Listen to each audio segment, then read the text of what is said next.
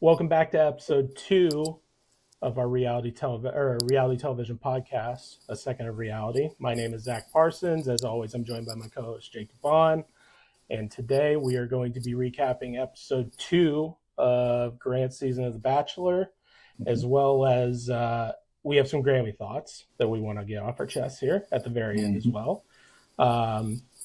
Jake, let's just get right into it. Let's dive straight in. We have 3 dates to go over.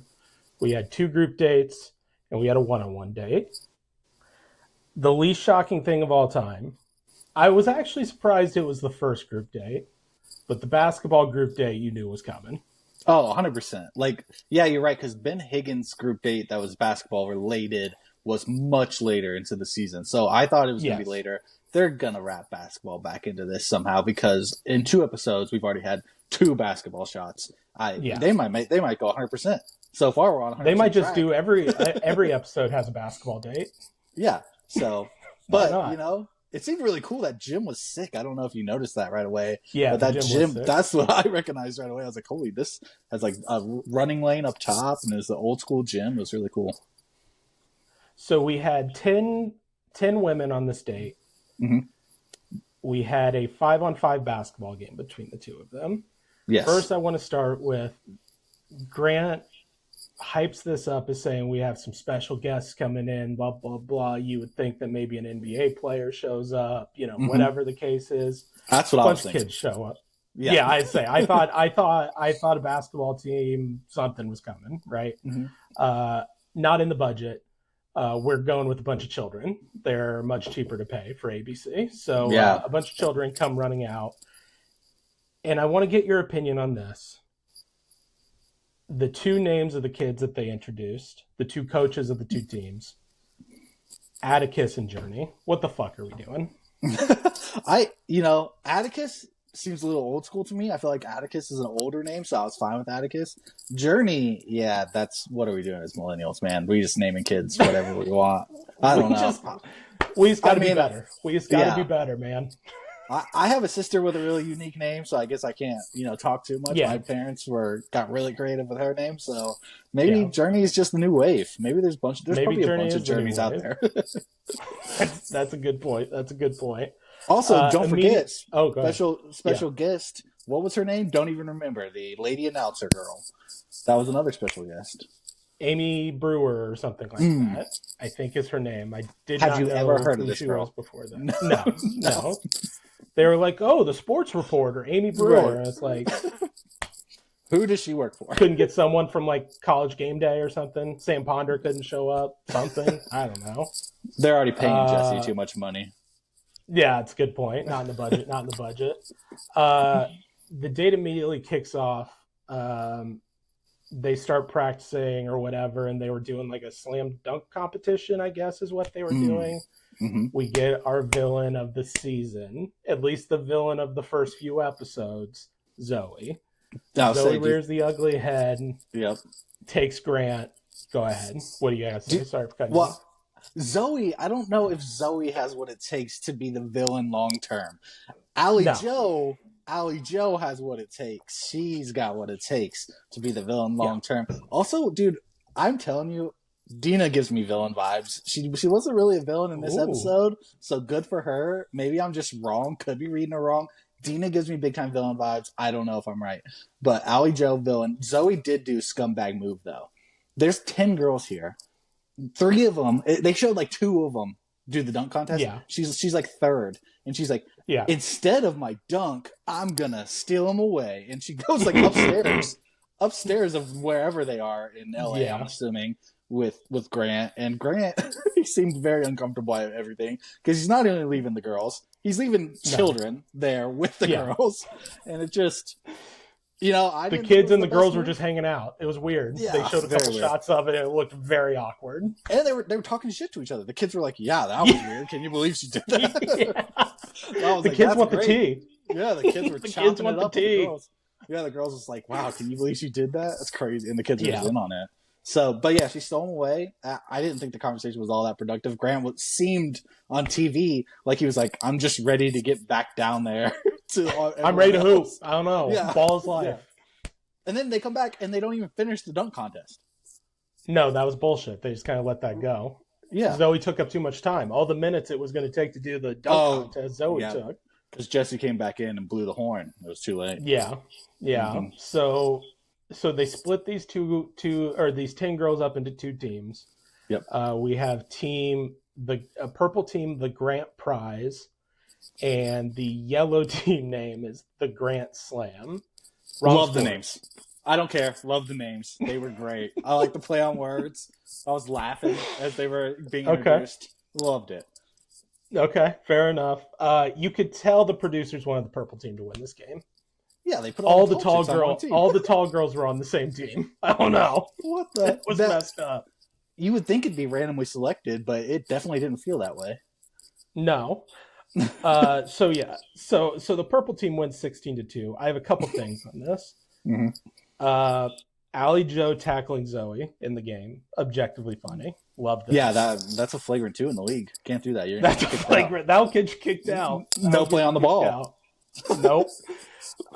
Purple teams win 16-2. They show a lot of bricks, a lot of missed shots, a lot of bricks. How long did that 18-point game last? You think? In my head, I'm thinking these are probably 2.5 halves, right?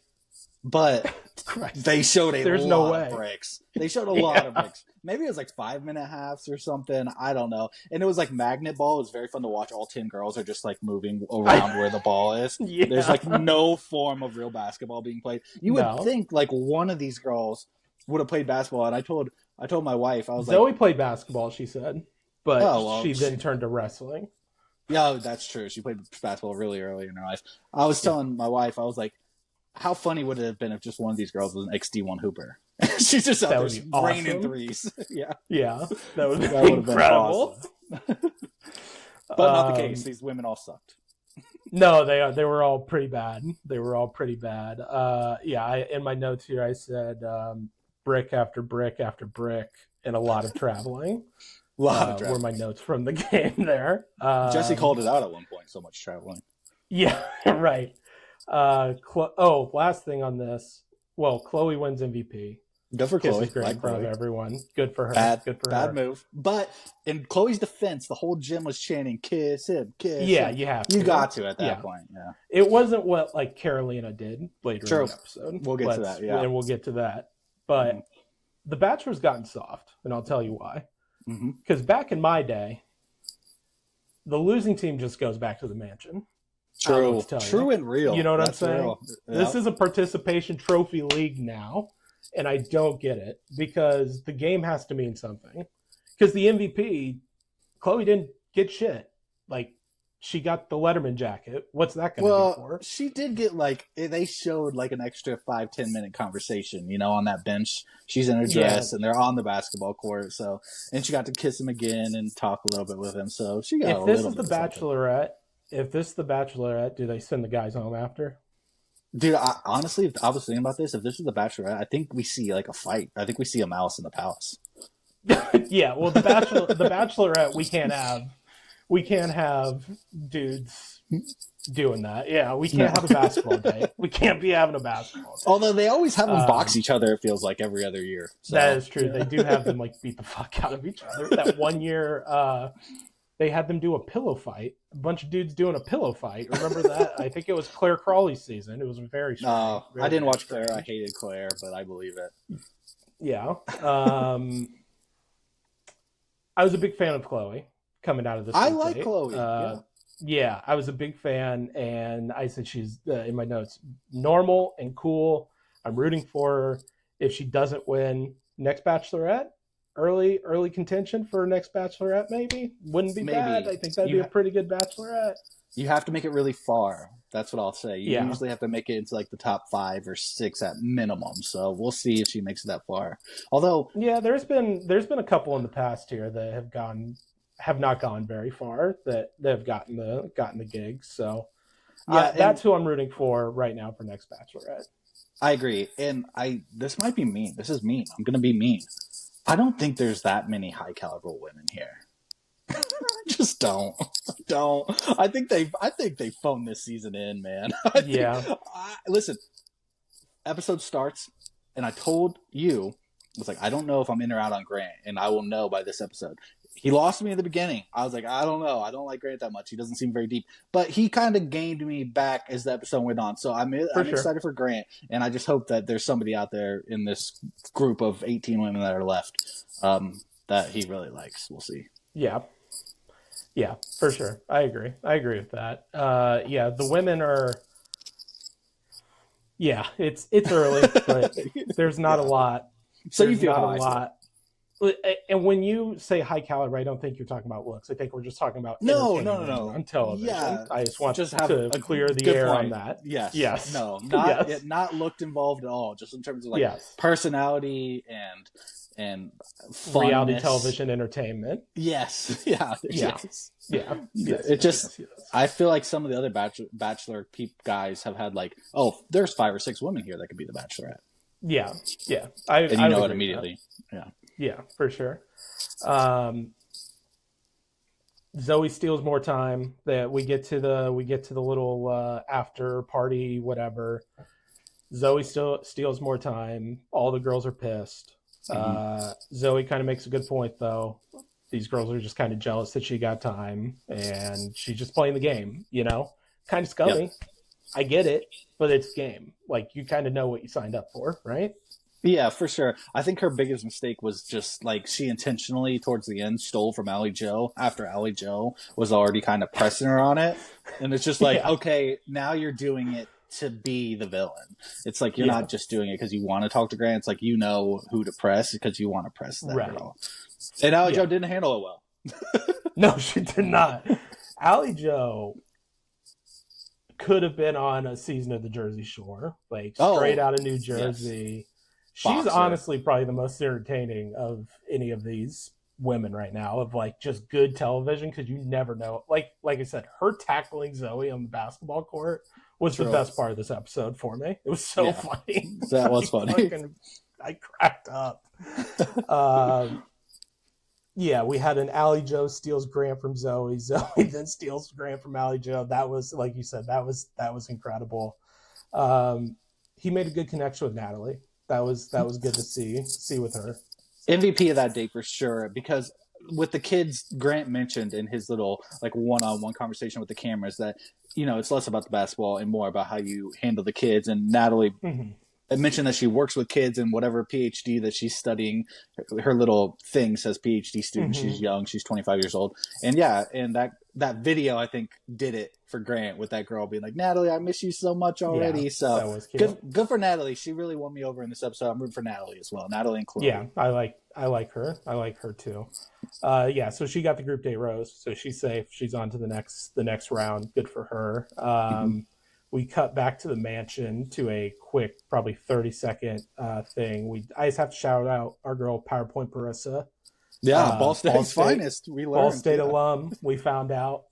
Shout out to her. Kind of a bug girl. I don't know really what that shot was there of like her trying to track down spiders and finding lizards. So it's like, I don't know. Just sit by the pool. I don't know what to tell you. Just enjoy it. But that was strange. We get immediately after that, we get into the Alex one-on-one date. So she gets the one-on-one date because she got the first impression rose last episode. Okay, time out. I'm sick of the name spelled. I'm sick of how these women spell their names. Alex is ALEXXE. Chloe is CHLOIE. Dude, I'm done with it. Spell these names right, please. Preach, retweet. I will agree with that. ALEXXE is, I don't know. Wild. But they actually went on a pretty cool date, I thought. One-on-one date in an empty mall. Kind of cool. So cool. Right? Yeah. Like, I want to ride one of those like motorized scooter things that they were riding, the animal thing. That was sick. It was so sick. That was sick. It was like, they were kind of talking about, but it's like, it's like being a kid in an empty mall. It's like, it's really all you want as a kid, right? So they were just kind of able to fuck around and do whatever they want. My first impressions of Alex last week were not great. I would agree. She turned it around a little bit for me. I don't know if she's gonna be here for the long run or whatever, but she turned it around here. She was more normal and chill and like I don't know. I feel like she did good on this date. I do agree. I think that what I said last week will ring true with Alex because she got the first one-on-one with Grant, and I think Grant's going to remember that it's going to carry her for 2-3 weeks here, and their relationship is strong. He's dealing with a bunch of drama on these group dates, and I don't know if she has the personality or the connection with him that's going to like carry her, and she's not going to get another one-on-one for a long time unless she makes that far. But she did turn around a lot for me. She showed a lot of personality, I think, and she was fun, and she did everything with him. It didn't seem like they were, she was like tentative to do anything. So I liked that. She was fun. Yeah, had some good conversations. Grant can just like play the piano and make up songs and stuff like that. I don't know. Yeah, it's pretty cool. Some very people talented have all guy. luck. It's bullshit. I know, right? It's fucking bullshit. She gets the rose. She's sticking around to the next week. So the second group date here, it started off hot for me and then turned into a bunch of nothing, is what I determined from this group date. 100%. Started out hot. We're doing Mario. Mario shows up. He's performing "Let Me Love You." It pretty feels big like gift it's for the Bachelor, 2007 again. What? I mean, I feel like it's a pretty big gift for the Bachelor. That is a big gift for the Bachelor. Yeah. I mean, he's past his prime now, so that's why they could probably get him. But but usually it's like somebody that's like, oh, that I heard about that person on the Bachelor for the first time, and then they kind of grow, like Russell Dickerson or was Ashley Cook was on it in recent. I was gonna say Cook. Yeah. Yeah. Remember when Soulja Boy was on The Bachelor? I don't remember that. I think it was Nick Viall's season. They brought Soulja Boy in for a date. I think it was Nick Viall's season, but Soulja Boy was definitely on a date with The Bachelor, and that was incredible. My notes here say Grant better watch out. These girls are going to dump his ass for Mario with the swiftness after singing "Let Me Love You," serenading them. Are you kidding me? If I'm Grant, I'm not letting that happen. I don't know. Right. This day then turned into, that was the highlight of the date, in my opinion, was that first part. 1,000,000%. Because then we get into what the actual date is, and they have to perform a song together. They have to write a song and perform it in front of Grant and Mario and a crowd, right? Do you have any thoughts on this other than just very cringy and awkward and just weird to watch? Of course it's cringy and awkward and weird to watch, but that's what The Bachelor is, and only one girl brought it, and I feel so disappointed that everyone else was just like, I was so out of my comfort zone, you signed up for a reality dating show on TV, right? The biggest one that there is in the world. It's like only one girl brought it, and then she ended up like making a big impression, but because she was the only one that brought it, everyone was jealous of her, and I think that really hampered her in the second part of the date, the cocktail part. And you're talking about Carolina. Yeah. She went all out. Was doing some Spanish, singing some Spanish. I don't know, talking some Spanish, whatever she was doing. And then went straight into the makeout straddle, with them, which was tough move. That was a move. It was a move. I understand why the other girls would be a little angry about that part. So that's a bad move. If she would have just left that part out, I think she wins the date. Yeah. Rose. Yeah. I would agree with that. So after that, she wins. They dance together on the stage, and they have their couple minutes or whatever the case is. And we're moving on to the cocktail portion. Awkward start to the date. Grant immediately mentions that he feels like a weird tension with the girls and all this stuff. Bad vibes. And bad vibes for sure. And I made a note of this. He first wanted to talk to Rebecca, and all they talked about was the vibe of the room and like what the girls are feeling and all this stuff. And I said, maybe looks at her as more of a friend to ask about the other girls. Didn't finish with a kiss. My antennas were up about Rebecca.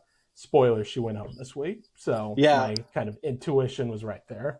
See, me being dumb that I was, in the moment I watched that and I was like, oh, he like respects her and wants to know her opinion first. I thought he really liked Yeah. her, Well, he but yeah, does. Yeah, like he does respect her just and as wants a to know her opinion. but just Yeah. as a friend, Right. as for sure. Yeah. Now looking back with hindsight, but yeah, I thought that she was going to be safe for sure, but I don't know, she just, yeah, I guess she didn't bring enough connection with Grant, and he sent her Yeah.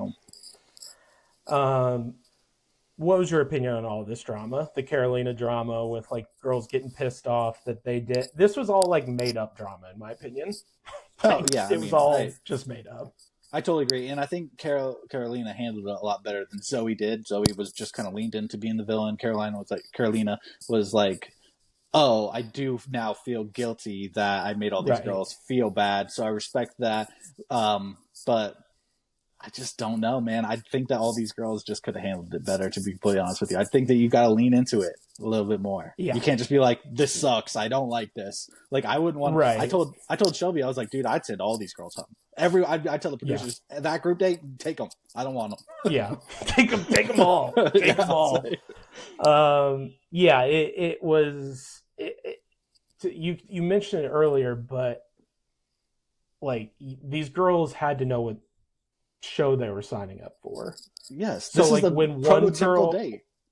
one girl wins something and kisses the guy in front of you, that's the shit that you sign up for. Like, Yeah. and I know it's easy to say when we're just talking about it at our homes or whatever, but like you have to like have that some sort of like self-awareness of like, no shit, this is happening.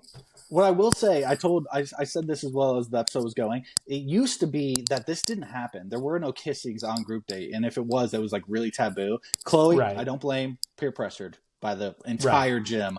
But so I do think that this is like a newer phenomenon in the past like 3 or 4 seasons that I've watched, where it's just like, yeah, screw it, I'm just gonna kiss him or her in front of everyone, and that does ruffle feathers. So I think that, I don't know, I get you don't have a lot of time, you're trying to make an impression, you're trying to get, you're there for you, but also it does matter what everyone in the house thinks about you.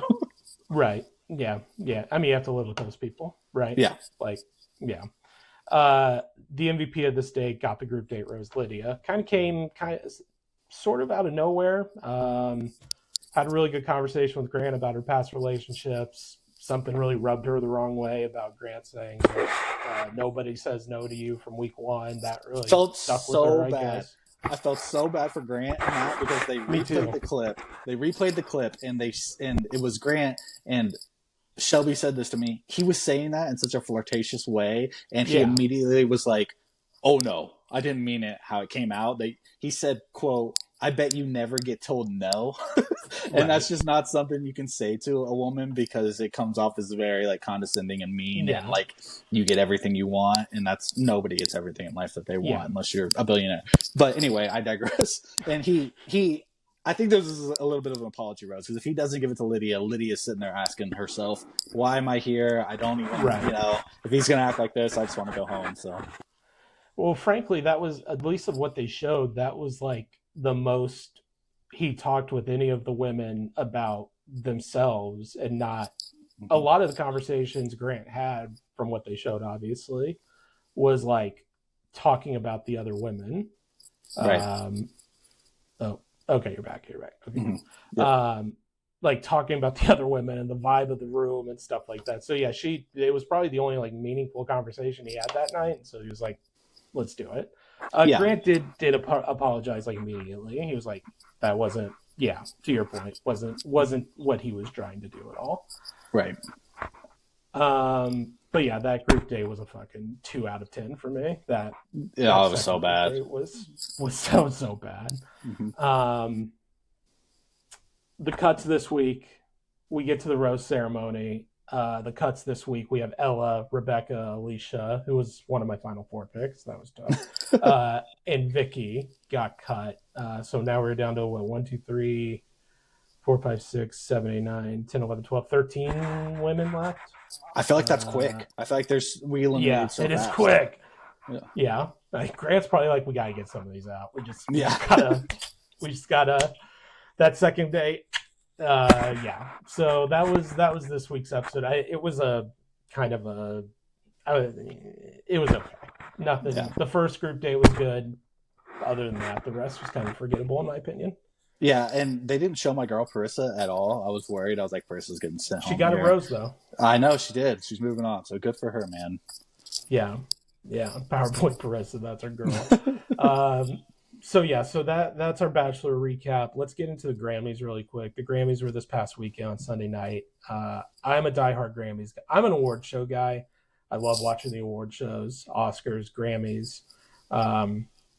So I was pretty locked into this. And on our last episode, the Second Unit podcast we recorded the other day, we kind of talked about Kanye. So if you want some Kanye thoughts, go to Spotify, listen to that. We're going to talk about a couple of the awards here. And I know Jake and I kind of maybe are on the same page here, but we're both country music fans. I'm a country music fan because of you, so thank you for that. But Beyonce winning Country Album of the Year. What are we doing? Dude, and the funniest part was, I didn't watch the Grammys, admittedly. I've seen the clips now. The funniest part for me was the first two people nominated for Country Album of the Year were Beyonce and Post Malone. And I was like, whoa, holy shit, we've lost the plot a little bit. Yeah, I was going to say, it's like, guys, what are we doing? But yeah, if you want to go listen to Beyonce's Country Album of the Year award winner, Spaghetti is the perfect song on that album right there to show you that it's a country album. Perfect song. It's just a great country track. When I'm driving down these back roads in my truck in Indiana, I know that really resonates with me here. So yeah, just go give that one a listen to, and you'll understand. Yeah, that's the one. That's the one. Go listen to that. It's country track to a T. But no. We like Beyonce, for the record.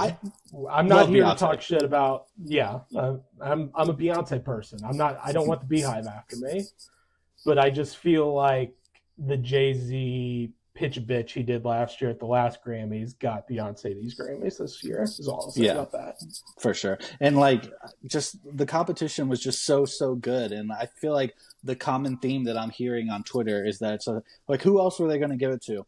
Like, if you really, really appreciate country music, go listen to Higher by Chris Stapleton. It was nominated for this Grammy, and you'll understand what real country music is. Casey Musgraves deserved it over Beyonce. I thought Casey Musgraves' album was really good this year.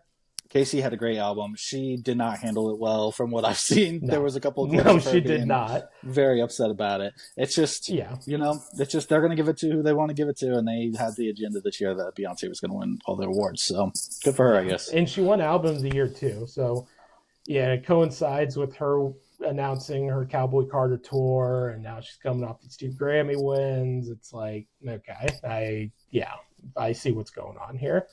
Mm-hmm. The Grammys, other than that, though, I don't know if I should say this because it might get me canceled. Fuck it, I'm going to say it.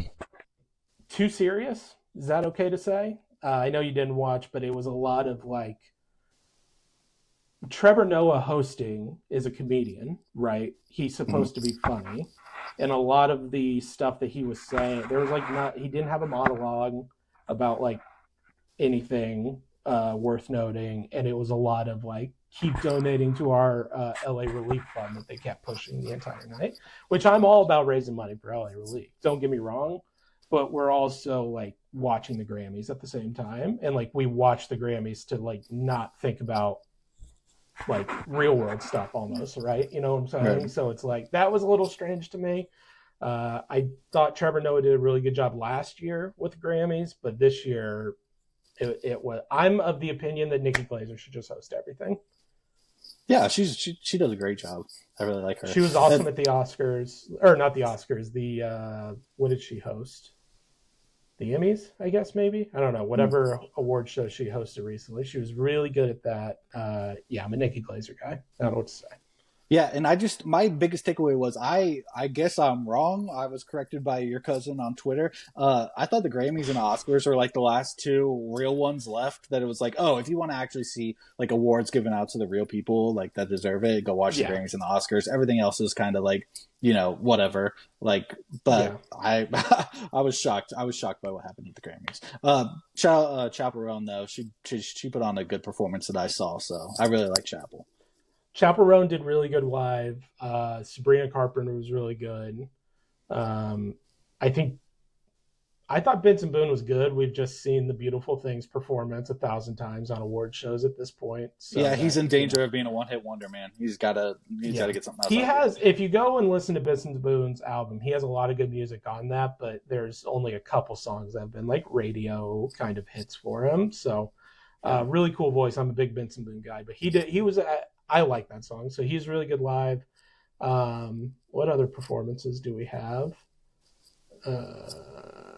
I don't know. I can't remember off the top of my head, but it was kind of a meh Grammys in my opinion. Yeah. And the Oscars is soon, Yeah, right? Although I didn't really watch anything that would have been like Oscar worthy this year. yeah. Oscars I think are next month. You can bet on the Oscars on DraftKings. Really? I did not know that. So you might FanDuel whatever. I have DraftKings right now, so I was looking at that some of the Oscar odds, and I was like, I know I'm gonna end up throwing a couple bucks on some of these bets just to as I'm watching just to see what happens. So there's that. All right, I think that about does it for this episode. Unless there's anything else you want to talk about, Jake. Nope. I think we covered it all. No. Thank you everyone for listening and watching. If you've made it this far, leave a like on this video, subscribe to our YouTube channel, subscribe to us on Spotify. We're doing kind of a sports podcast and a pop culture podcast every week now, so 2 a week. But yeah, we're going to be back next week with that episode 3. Until then, talk to you later, guys.